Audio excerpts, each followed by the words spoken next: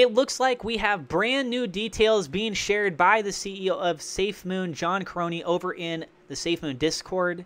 This being in regards to SafeMoon version 2. Before I go over this, and it's going to be a short little video for you, I just want to say a special shout out thank you to our Patreon supporters.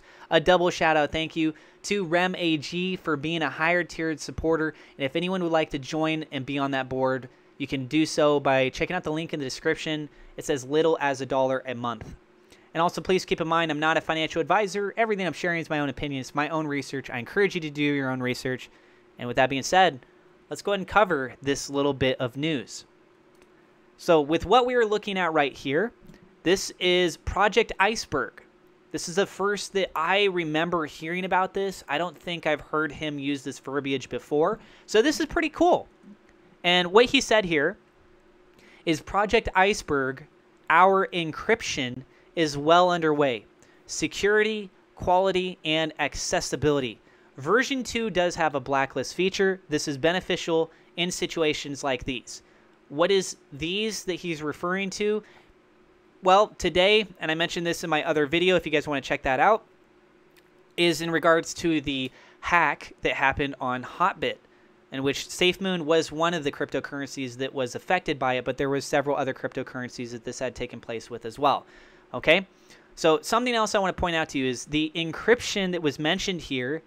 If it's true, from what Thomas, also known as Papa, he had said this months ago. Unfortunately, I don't have the reference point right in front of us, but from what I remember, he was talking about the degree of encryption that they were looking to bring to SafeMoon, and it was huge, right? So like you've got SHA-256 with Bitcoin. I can't remember the specific amount that they were talking about for SafeMoon, but it was like something absolutely off the radar. To where other people that are familiar with the space, if you looked at that, you'd be obviously highly skeptical that that was actually capable of being done.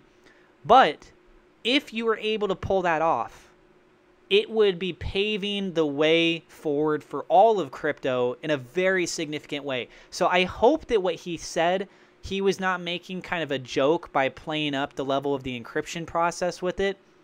It was very specific. Unfortunately, again, I don't remember the specific amount that he said, but that was very, very exciting back then. And with this being mentioned here, Project Iceberg, when you think of an iceberg, what do you picture? There's a little bit of the iceberg that's above the water, and most of it is underneath. You're just seeing the tip of it, right? So Project Iceberg, our encryption is well underway, security, quality, and accessibility. And then you've got version 2 does have a blacklist feature. So to talk briefly about the blacklist feature, I previously, a couple weeks ago, I think it was, I was looking at new projects, something that like just came out, trying to see if maybe it was an opportunity. And one of the things I came across was them talking about the blacklist feature. That project, which unfortunately I do not remember the name of it, I'm sorry, they had an audit. And in the audit, I remember that it identified it as a critical concern or a critical level, whatever you call it. Like it was on the major type things about the blacklist feature. The reason being is that you have the access to the contract to be able to say at your own discretion who can and cannot actually access their wallet anymore. So theoretically, in this instance, the negative, the drawback, right? I'm going to cover the good side of this too, so just bear with me for a second. But the negative element is that you could have your wallet be frozen. So think about like your bank account. The last thing that you want is for your bank account to be frozen, right? That's understandable. What are the odds that your wallet would be frozen, that your bank account would be frozen?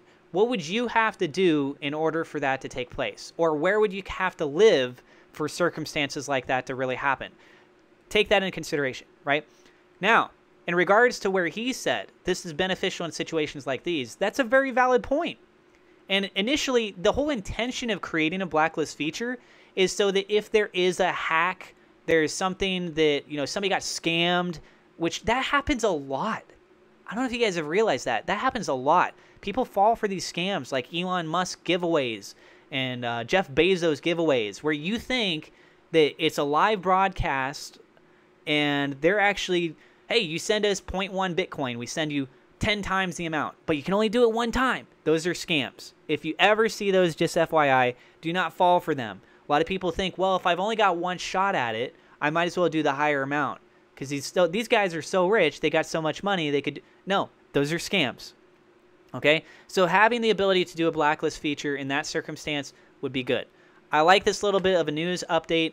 I hope that you guys did too. And with that being said, I'm still live streaming. I still got people here. I'm just doing the recording for a video later on the channel. I got referral links in the description, so if you want to get free crypto or free stock, you can check out Coinbase, Gemini, BlockFi, and Webull. Some good stuff there, guys. Again, I'm not a financial advisor. This is not financial advice. And also, if you're new to the channel, do not forget to hit subscribe, hit the thumbs up like button, and click the bell icon so you know whenever we have a new video.